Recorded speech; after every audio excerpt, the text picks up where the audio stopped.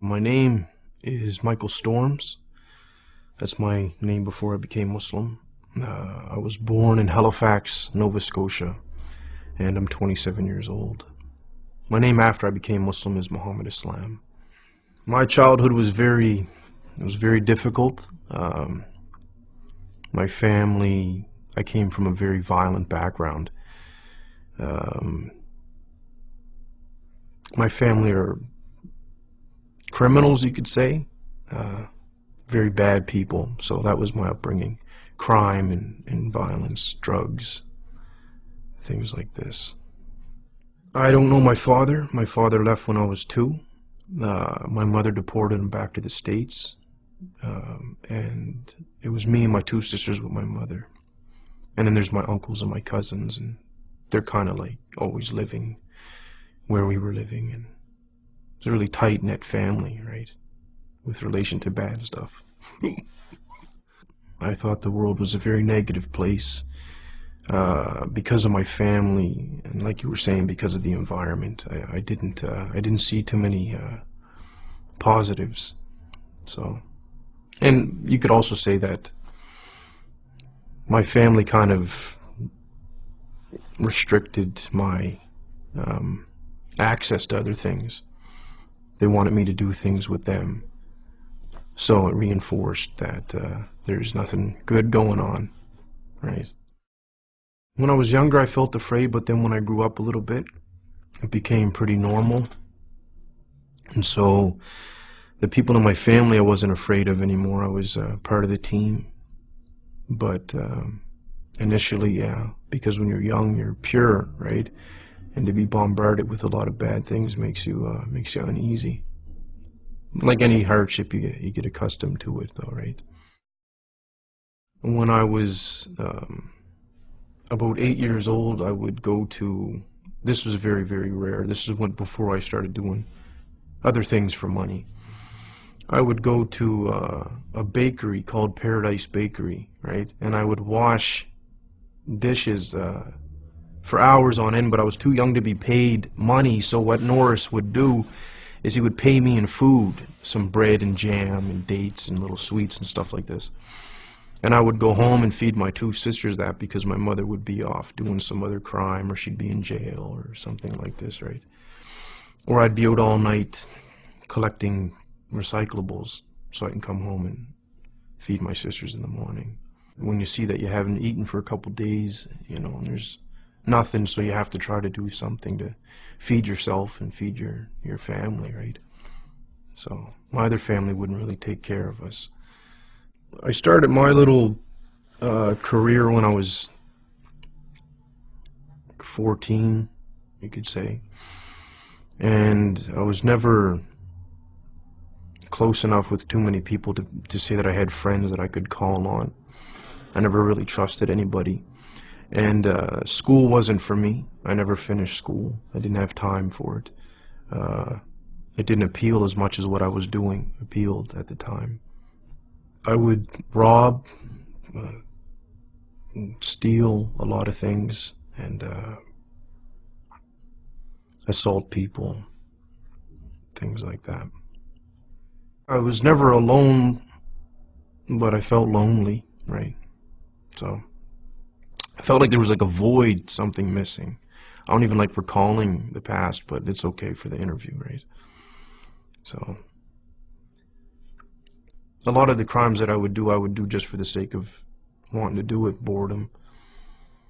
The payoff was like a bonus, but if I wanted, like, for example, steal a car because I didn't want to walk somewhere, I would just take somebody's car. When I was young, I lost all concern for people's feelings and whatnot. The way that I grew up, I felt no one's concerned for my feelings. So if I hurt somebody, I don't care about what they think or feel, or, you know, I didn't care at the time at all.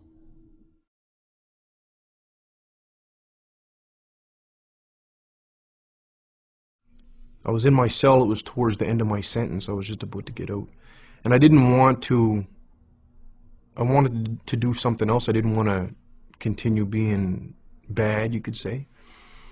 And so the way that I started to ask questions when I was by myself was along the lines of, I don't know if there's a God or if you exist, or I could be talking to myself for all I know. I don't know why I'm alive.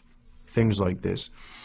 But if there's a reason why I'm alive, or if I'm not talking to myself and there is a real creator, as people would call it, can you show me why I'm alive? And then I would just talk and say, for example, I stressed the point that I needed it to be shown to me because I didn't trust anybody, let alone somebody telling me about God, right?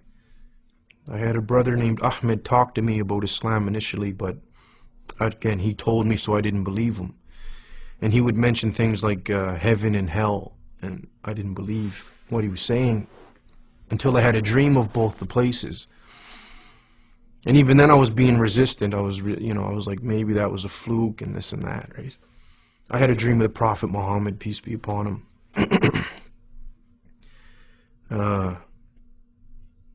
So things happened to me when I was awake and when I was asleep. And a lot of it happened to me in a very small amount of time. As soon as Ahmed started talking to me about Islam, I didn't believe him. Allah already knew that I wouldn't believe him, but that was like Islam, Muhammad, Allah, and it's like whatever. And then these things started happening. And then I recalled what I asked for when I was in jail, for things to happen to me, so I can't deny it, right? It was very, very difficult.